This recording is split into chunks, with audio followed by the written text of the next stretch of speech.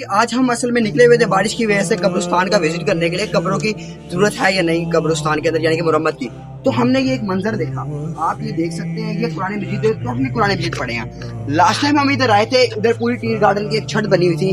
کچھ نشے کے عادی لوگوں نے ٹیر گارڈن اٹھا کر بیچ ڈالے ہیں کسی نے۔ میری اس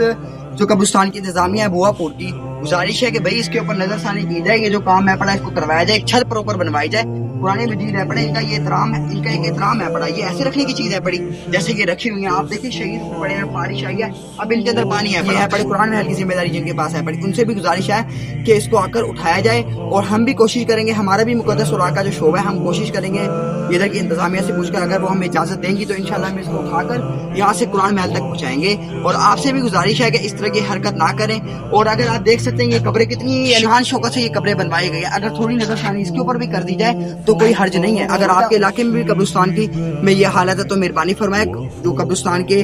جو انتظامیہ ہیں وہ اس چیز کے اوپر نظر ڈالیں، کیونکہ یہ قرآن مجید کی یہ جگہ نہیں ہے جیسے یہ پڑے ہوئے ہیں۔ جزاک اللہ۔